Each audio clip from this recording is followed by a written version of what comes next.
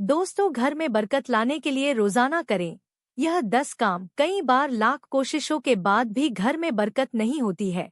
अधिक मेहनत करने के बाद भी सफलता हासिल नहीं होती है और धन की बढ़ोतरी नहीं होती है। ज्योतिष शास्त्र के अनुसार घर में कई बार नकारात्मक ऊर्जा अधिक होने के कारण या फिर देवी देवता पितरों का आशीर्वाद न होने के कारण भी शारीरिक, मानसिक, आर्थिक और पारिवारिक समस्याओं का सामना करना पड़ता है। कई बार तो बनते बनते काम बिगड़ने लगते हैं। ऐसे में आप चाहें तो इन उपायों को अपना सकते हैं। वास्तुशास्त्र के अनुसार इन उपायों को अपनाने से व्यक्ति के घर में सकारात्मक ऊर्जा का प्रवाह बढ़ जाता है। इसके साथ ही सुख समृद्धि धन संपदा की प्राप्ति होती है। आइए जानते हैं कि बरकत पाने के लिए रोजाना कौन से 10 काम जरूर करने चाहिए। नंबर 1, किसी भी मांगलिक या फिर शुभ काम में कपूर का विशेष महत्व है। माना जाता है कि घर में कपूर जलाने से वास्तु दोष के साथ नकारात्मक ऊर्जा से छुटकारा मिल जाता है। इसलिए सप्ताह में एक बार कपूर जरूर जलाएं। ऐसा करने से सकारात्मक ऊर्जा अधिक पैदा होती है। प्रकृति का यह नियम है कि आप जितना देते हैं वह उसे दोगुना करके लौटा देती है। यदि आप धन या अन्न को पकड़ कर रखेंगे तो वह छूटता जाएगा। दान में सबसे बड़ा दान है। नंबर 2, शाम के समय पूजा करते समय सरसों के तेल का दीपक जलाएं और उसमें 2 लौंग भी डाल दें। आप चाहे तो यह दीपक रोजाना प्रवेश द्वार के दोनों ओर या फिर एक तरफ जला सकते हैं। ऐसा करने से देवी देवता के साथ पितरों का आशीर्वाद प्राप्त होता है, जिससे घर में बरकत होती है। घर में जब भी रोटी बनाएं तो तवा गर्म होने के बाद उसमें थोड़े से दूध की छींटे जरूर मार दें। माना जाता है कि ऐसा करने से हर तरह के दोषों से निजात मिलती है। इसके साथ ही पहली रोटी गाय को खिलाएं। इस रोटी में एक आटे की लोई के साथ थोड़ा सा गुड़ या फिर चीनी रख सकते हैं। रोजाना पक्षियों को दाना खिलाना भी काफी अच्छा माना जाता है। इससे कुंडली के हर दोषों से छुटकारा मिल जाता है। इसके साथ ही जीवन में तरक्की सुख समृद्धि आती है। ज्योतिष शास्त्र के अनुसार सूर्यास्त के समय या फिर बाद में झाड़ू नहीं लगाना चाहिए। माना जाता है कि ऐसा करने से माँ लक्ष्मी घर से चली जाती है और अलक्ष्मी का वास हो जाता है और दरिद्रता पीछा नहीं छोड़ती है। नंबर 3, कभी भी ब्रह्मा मुहूर्त या संध्याकाल को झाड़ू नहीं लगाना चाहिए। झाड़ू को ऐसी जगह रखें जहां किसी अतिथि की नजर ना पहुंचे। झाड़ू को पलंग के नीचे ना रखें। घर को साफ सुथरा और सुंदर बनाकर रखें।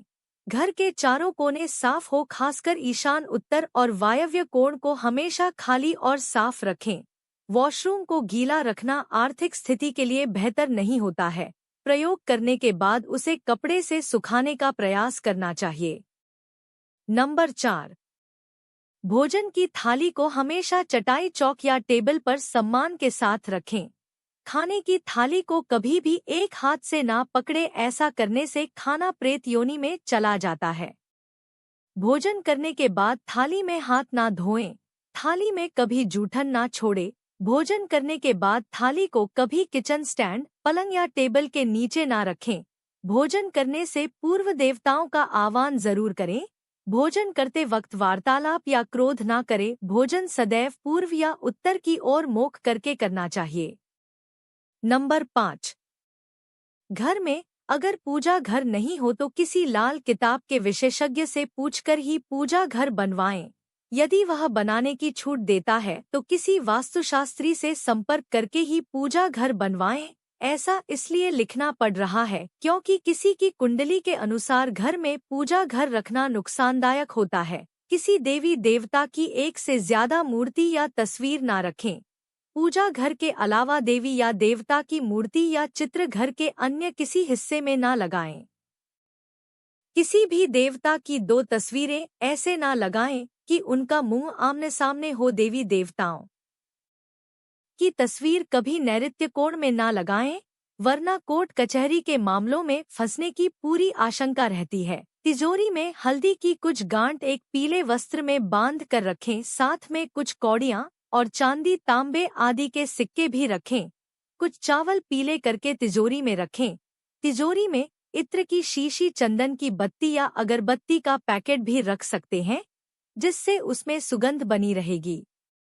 घर में देवी देवताओं पर चढ़ाए गए फूल या हार के सूख जाने पर भी उन्हें घर में रखना भी गलत होता है। नंबर 6। मां लक्ष्मी और कुबेर देव की कृपा हासिल करने के लिए अपने तिजोरी या पर्स में 3 सिक्के रखें। घर के मंदिर में लाल रिबन से 3 सिक्के बांधकर भी लटका सकते हैं। ऐसा करने से भाग्य बढ़ता है और हर परेशानियों से छुटकारा मिलता है। वास्तुशास्त्र में मछली की चांदी की प्रतिमा बनाकर घर में रखना बहुत शुभ माना गया है। इससे सुख, समृद्धि, धन और अच्छा स्वास्थ्य मिलता है। नंबर 7। घर की वस्तुओं को वास्तु के अनुसार रखकर प्रतिदिन घर को साफ और स्वच्छ कर प्रतिदिन हरि पूजा करें।